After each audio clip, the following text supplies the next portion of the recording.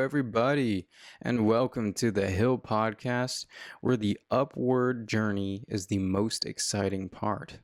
Today, I'm going to be talking a little bit about my 3.5 day fasting experience. I also spent the last half of that out in nature in a tent with nothing but a little bit of salt, some water, and a nice fire that I lit. So, why fast and not slow? No, I'm kidding. That's not the question. But why fast? What are the benefits that are potentially out there for somebody who wants to fast? Well, first, I want to talk a little bit about the people that inspired me to, get on this here fasting train. It's Dr. Rhonda Patrick and Dr. Walter Longo. Both of these people are experts in longevity and autoimmune biology, it would seem.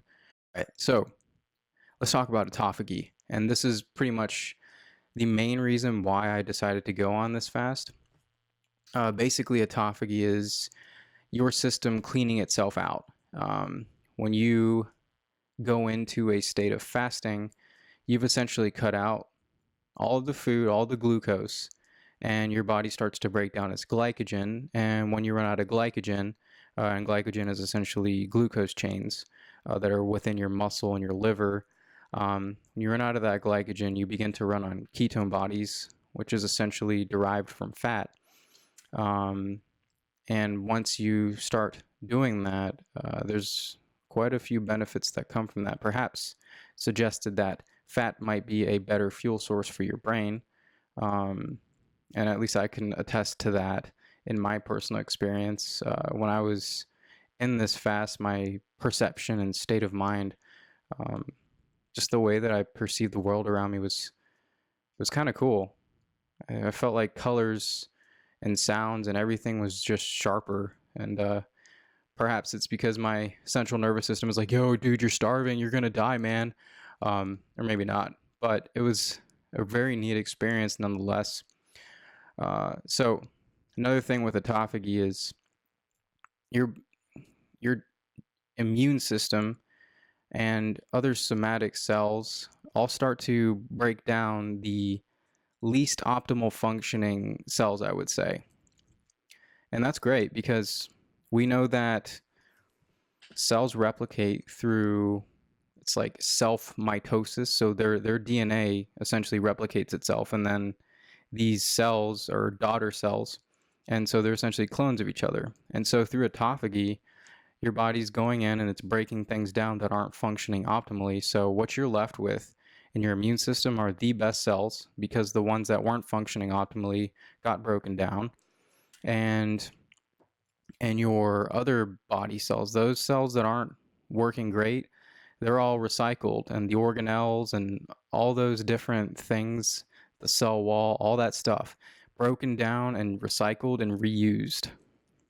So autophagy is a great cleaner, and it's kind of a nice recycling system. So you're left with the best of the best cells in your body, essentially separating the wheat from the chaff. So your GI tract also gets a break when you do this whole fasting thing. And let's face it, your GI tract is an overtime worker. Your GI tract is at least 3 times a day, typically for the average person. It has to take in food, and it's got to break that food down. And that's a lot of work. It takes a lot of energy. A lot of calories have to be invested in to get calories out. And who's behind that? That's your GI tract. It's your nutrient absorption center. And if you overwork that worker per se, it's going to get tired. It's going to start having problems. You need to give it a break. And I think, maybe once or twice a year, consider a fast. You can give your GI tract a break. And maybe when you get back to eating, you might notice an improvement in if you're having digestive symptoms, you might notice an improvement. So another thing to consider with fasting, BDNF. So brain-derived neurotrophic factor. That is something that is responsible for neurogenesis, which is the generation of new neurons. And who doesn't want that? That's associated with improvement in brain function. And for patients with Alzheimer's, for patients with dementia, that could be life-changing, potentially. So BDNF, that gets kicked up when you go into a state of fasting. I've also read some data on stem cells. Stem cells seem to be kicked up, so that's important. And primarily because those are responsible for, those are like the baby cells. They're undifferentiated. And if you kick up stem cell production, you might see a repair in different things that have been giving you chronic pain. I think they actually give athletes stem cell injections. Football players come to mind in their knees. If they're starting to have a lot of pain in their knee and they get injected with stem cells, this seems to reduce some of that pain. Perhaps the body uses these stem cells and rebuilds some of the torn, or I would say damaged ligaments. So I want to talk a little bit about why. Why did I do this second half of this fast out in nature, away from society? I think it was beneficial for me because there was a lot less temptation around. It was more peaceful. And some people might think it's more challenging because pretty much all I had out there was a tent, some salt, and some water, and the fire, and some leaves and some dirt, and it was pretty amazing in my opinion. But I could see how it might be viewed as even more challenging because you kind of have nothing to do and you're left with nothing but your thoughts. But I would argue that that's extremely beneficial. I was just sitting there um, when I wasn't hiking, and it was really nice to hear nothing but my voice and my thoughts, and kind of it's a great way to get to know yourself and to get to know your trains of thought and how you think as a person, and maybe identify some pathological modes of thinking, like irrational fears. Like there's not a bear that's going to pop out at me any moment now. Like I'm going to be fine. Like maybe there aren't really bears here in Florida anyways, but small bears. But it was great because I got to get away from temptation, specifically food. I didn't have to watch ads that would come up while I was on this fast. And I think that's important for everybody. You need to, if you're gonna go and fast, get away from food. You want to get the benefits from fasting. Don't surround yourself with temptation. You don't want to break this fast. Let's say you're like 1 or 2 days in. Gosh, wouldn't it suck if you came this far and you busted your fast because there's a Twinkie in front of you and you're like, oh yeah, that's good, yeah, and you go and grab it and you're like, damn it, why did I do that? You put in all this work and you came this far and now you busted it. But I personally went out in nature and I didn't experience very much temptation for food. The only thing I really felt was a little bit of stomach pain the first 2 days. You get a little bit of those hunger pains, and that actually went away for the most part. I want to say near the latter half of the second day. And it was great because I wasn't thinking about being hungry. And honestly, I worked on that. It was like a mindfulness exercise. I'm not sitting here thinking about the fact that I'm not eating food or the fact that I'm kind of hungry. Instead, I had a good bit of energy, and I honestly, for most of this experience, I wasn't hungry. There were certain times where it would peak. I want to say like around midday. You're for sure going to experience a peak around breakfast time. Whenever you normally have breakfast, like whenever you normally eat food, that's when you'll experience those kick ups and hunger pain. But bottom line, I would encourage you to get away from temptation of food and get into a place that's peaceful. And if that is nature for you, get out there and do it. Because for me, being out with the trees, being out in the woods and away from people and the hustle and bustle of society was honestly, it made the experience so much better. And that kind of gets me on the topic of cleaning out your dopaminergic system. So out in society, we're constantly bombarded with text messages and Instagram updates and the next big thing. Let's talk about like TV shows and sports and everything. You're just constantly being hit with all of these stimulating. Just, it's too much, you know? So getting away from all of these different things that divert your attention from the important things, getting away from distractions, it, it was extremely beneficial. And I even cut out food for this. So everything that seems to give me a dopamine boost, and dopamine is essentially your pleasure chemical. It's the reason why you do a lot of what you do. We're pain versus pleasure animals. We go for the things that are pleasurable and away from that which is painful. But spending time away from all of these stimulating activities kind of calibrates your dopamine system. And I experienced that when I came back into society, when I came out of the woods. Um, Everything seemed more interesting. Everything, I don't know. I feel like I enjoyed the car ride back so much, and just watching other cars pass me by and looking at people, that was interesting. Like when you spend time away from people, they become interesting after you've spent, like, a good 2.5 days out in the woods. Another thing, you get time away from deadlines when you go out and you spend time away from society. We are in the system, and a lot of us have jobs, a lot of us are in school, and I think it's extremely important to get away from deadlines. You always have something that you need to be doing, and there's always something that has to get done. And I think remaining in a state of constant one thing after the next is detrimental for your health. You need to feel the freedom, and you need to be away from deadlines for some period of time so you can remember, in a sense, what it is like to be free again. Because when you constantly have deadlines and you always have this next thing that you have to do, I can see why that's probably associated with high stress levels here in the United States and high levels of cortisol, which break down all systems in your body. So, yeah, arrange time to get away from deadlines and get out, perhaps in the woods, away from society for a little bit, and take time to think. So you can get that newfound appreciation upon your return to society. And honestly, I think the paradigm shift that you might experience from something like camping out in the woods and fasting at the same time, uh, it's something like forcing you to stop and reassess your mode of thinking.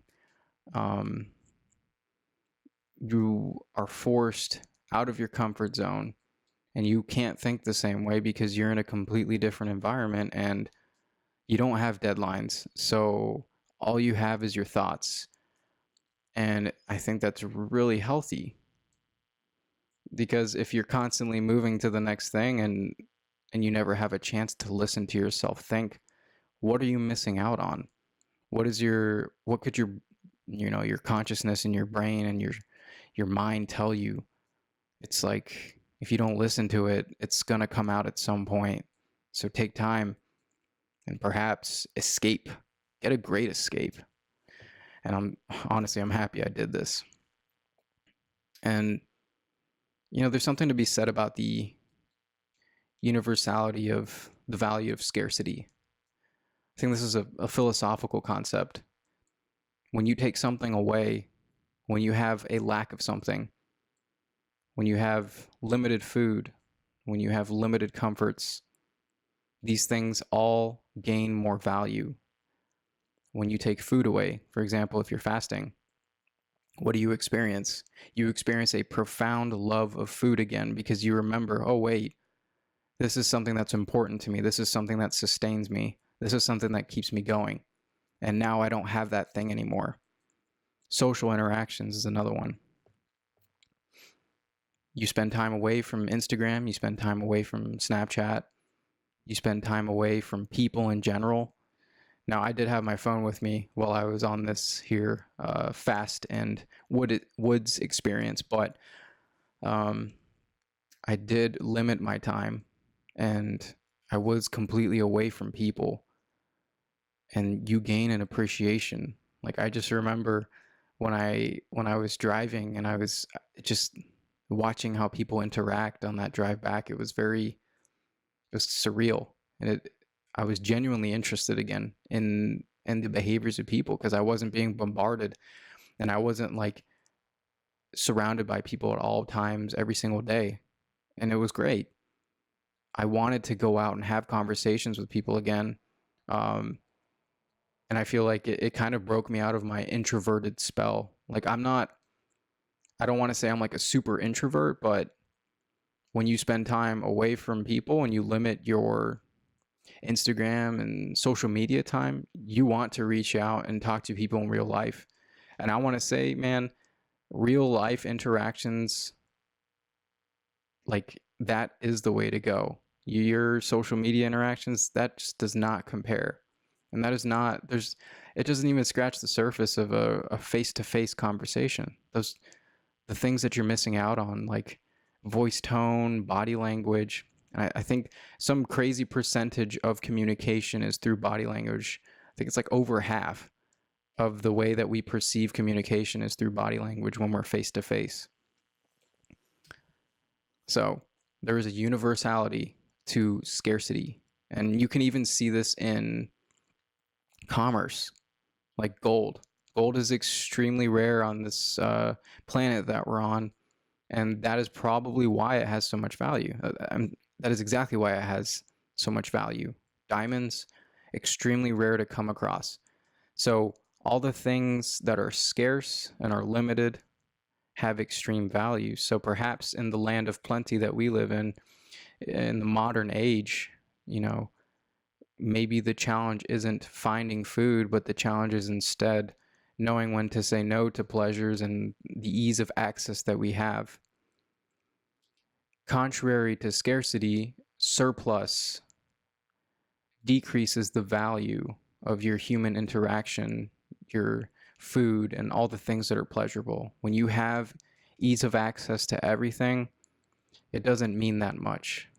So I'll challenge you, cut out some of these things, spend time away from these things, and they might actually increase in value. I also want to talk a little bit about discipline and how that can be gained from an experience like fasting. So your mentality is everything. What you focus on ultimately determines if you can finish the fast. Impulse maintenance is huge. It's kind of like disciplining a small child. If you're in the store with your kid and your kid's like, I want Cheerios and Fruit Loops and sugar and lollipops because that's what your kid wants. You're gonna be like, no, dude, that's not good for you. And as a good parent, hopefully you would discipline your child and teach them, hey, you know, you can't always have what you want, and you can't always get it in large quantities, because if you eat too much of this thing, you're going to get a stomach ache and the kid's not going to understand. So you discipline the child, and you have to discipline your impulses. This fasting experience was an extremely great exercise in discipline, because you have in the back of your mind this set of hunger pains that's constantly like poking you, and you're like, I'm hungry. I'm hungry. You can tune into that and it'll completely dominate your fasting experience, and you'll be miserable, and nobody's going to want to be around you. Or if you're in the woods, it won't even matter. I would suggest that you go out in the woods, and maybe you won't be mean to anybody, because you are a little bit edgy when you're fasting, or at least I was the first day. Anyways, you want to experience this discipline. If you want to experience this discipline, then I would say,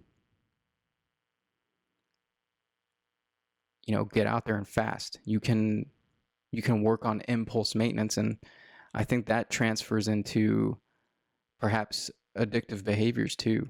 If you're able to control your impulses, for example, if you're a smoker, like I think a majority of the smoking addiction is actually the physical sensation of bringing a cigarette up to your mouth. And if you have the discipline to essentially tell that small child, no, like not now, we don't need this, then, you know, you're going to grow and you're going to have an increase in self-mastery. I think another thing that you can get from a fasting experience is an appreciation for what humans have and our abilities.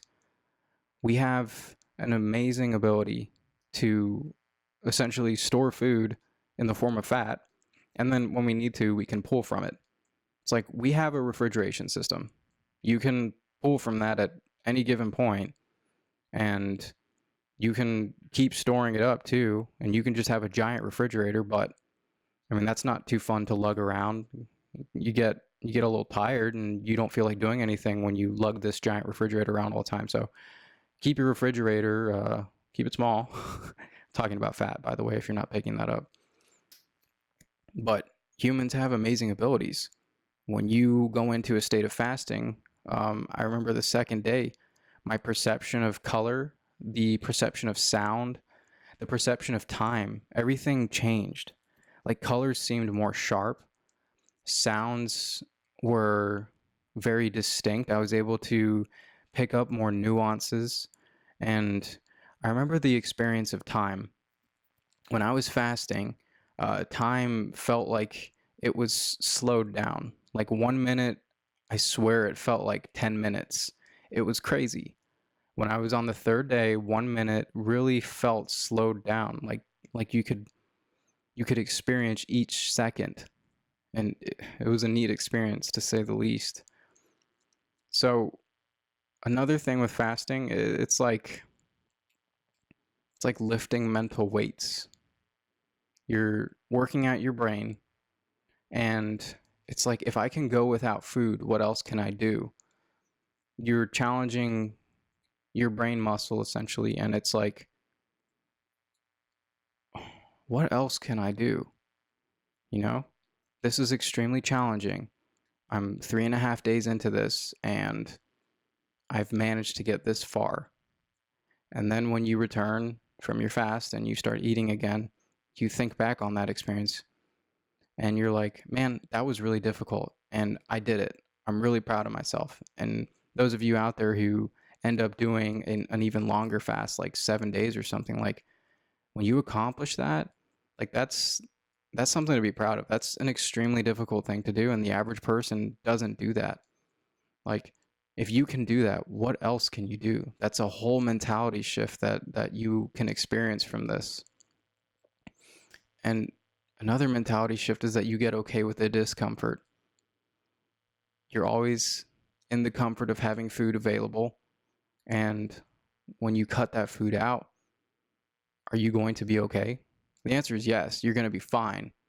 But how do you handle the discomfort that comes from the hunger pains? You know, if you tune into it and you spend a lot of time thinking about poor me, then you're not going to have a very good experience. But humans are absolutely amazing in our ability to adapt and adjust to the challenges that we face. So I hope you guys consider fasting, and it's honestly something worth looking into. But we'll get more into perhaps the benefits of maybe intermittent fasting or other things in a later episode. So thank you for tuning into the Hill Podcast. This is Daniel signing off.